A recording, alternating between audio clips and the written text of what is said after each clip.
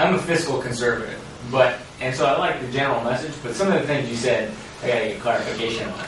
Pretty scary. One, I think you said absolute free market economists would have let the 2 of the 3 auto industries go bankrupt, companies go bankrupt, and probably 2 of the biggest 4 banks countrywide, Citibank, GM, absolutely, all gone bankrupt. Absolutely, we should have let them go bankrupt. Not even a buddy. Okay, so just checking.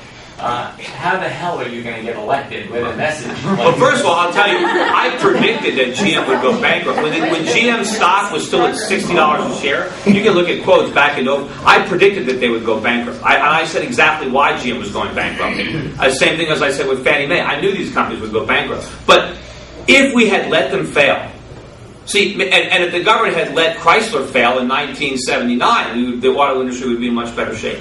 But we should have let both General Motors and Chrysler fail, as well as GMAC, which has now been bailed out. I mean, anybody see those? They've got cute commercials now, but these commercials with the girl and the pony, I want to have the banks, that's now GMAC, that's our tax dollars buying all those commercials. But we should have let those companies go bankrupt. And if we actually let GM and Chrysler go bankrupt, we have a better automobile industry today than the one we have. Because what would have happened if we let a real bankruptcy go through is all the union contracts would have been torn up. And all the liabilities would have been thrown out. And the creditors would have owned the company, and they would have sold the assets to somebody who could have run them for a profit and hired a lot more people. We have all that equipment there, but all that capital. Disruptive. But that who cares if it's disruptive? Massively. All we've done now is entrench an inefficient automobile industry. We've turned it over to the unions. They're never going to make cars at a profit. Now we got the post office running General Motors. It's going to be a disaster. And here's what we've done. Here's what America has told lenders: don't buy bonds, because we screwed the bondholders in favor of the unions because they had a political crowd. So you know what that means? I'm never going to buy bonds from any company that has a union. So we've hurt the ability of American companies to raise capital, because who would lend money to an American company when you know if they go bankrupt, you're screwed? So we should have let them fail. We should have let those big investment banks, every one of them should have failed. Big deal. You think we need J.P. Morgan or Goldman Sachs or Morgan Stanley? No. There are plenty of firms that can take their place. They have no assets. It's just people. Those people can work anywhere. I could have hired some of them. Instead, we bailed them all out. And so the moral hazard there, if you look at the damage that we did, these guys at these firms, they made a fortune making bad bets, right? Year after year after year. They made bets that ultimately failed, but they got rich. And they didn't have to give back a penny of those profits. And then we bailed them out again. We gave them all this free money with a backstop. And they made more money in 2009 than ever before because we gave them a free ride. We said, here's all this money, gamble with it, you can keep all the profits, and if you lose money, well, we give you some more. It can't be heads, Goldman Sachs wins, tails, the taxpayers lose, because they're going to flip that coin every day.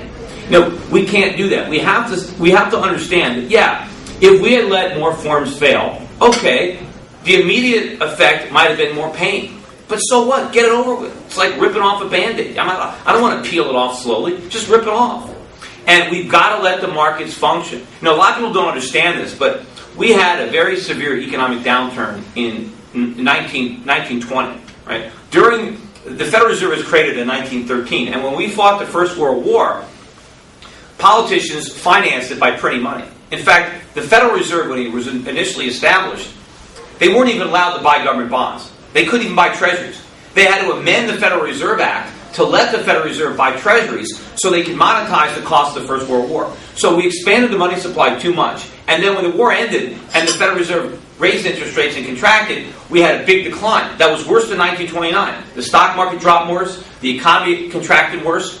But the government they didn't do anything. And by the time they decided to do anything, the Depression was over. It lasted a year because the government did nothing. Now, in 1929, they didn't want to do nothing, so Hoover did all kinds of stuff, just like George Bush, and created the Great Depression because the government acted. So the Depression of 1920 was not nearly as painful as the Great Depression during the 1930s because we bit the bullet. We liquidated the bad investments, we let markets function, we cleaned it out, and then we rebuilt. That's not what we're doing. As bad as it is, and the government wants to pretend that there's some magic solution that they can do, that they can make the pain go away. They can't. They can hide it a little bit. Like, if you're playing a football game and you break your ankle, and they want to get you back in the game, so they shoot your ankle up with some kind of drug so you don't feel it. Meanwhile, you're doing more damage as you're running around on a broken ankle. Right? It's better to just not to shoot yourself up with a drug so you don't want to feel. But that's what we're doing. But I think at this point, we're going to overdose on that stimulus, and the economy is going to collapse. The only way to save it is with free market principles. One more question, I think. What do you predict the end or the outcome of the crisis with the euro, and how will it affect the United States? Well, I think ultimately, when they first launched the euro, I didn't think it would survive based on the problems we're seeing now. But I do think that the euro is going to be here for a while longer.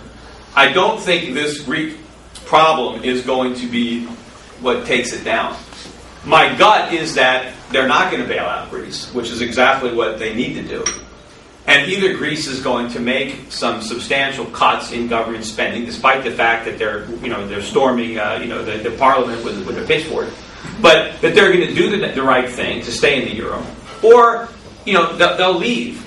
And either way, that's good for the euro. And it will show that they can't bail them out because it destroys the credibility of the country. You can't create a moral hazard because then every country is going to want to run deficits because they're going to shift the cost onto a neighboring country. That's what the Greeks, I think they get to retire 10 years earlier.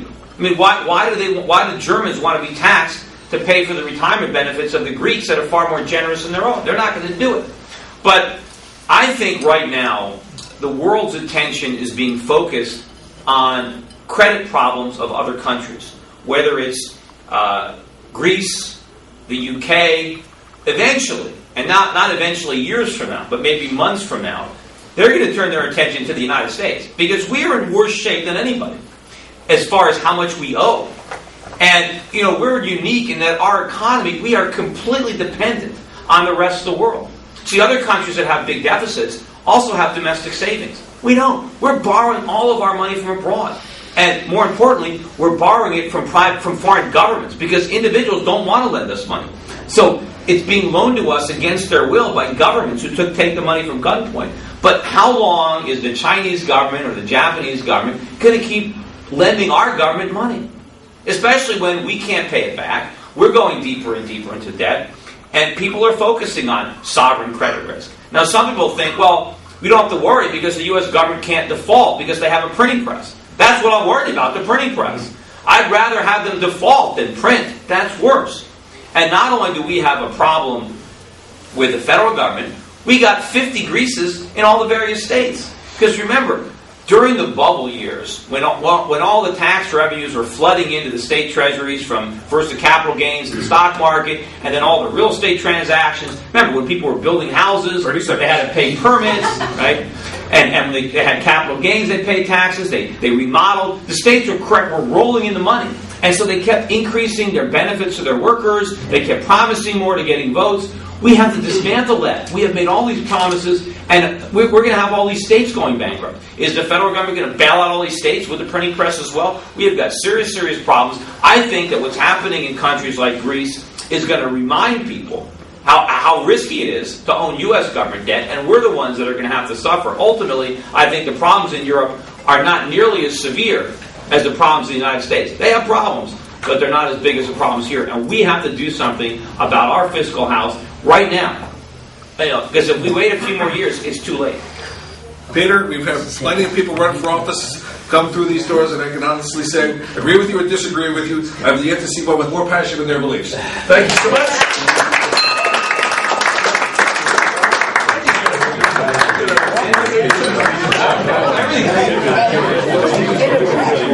I have to go back.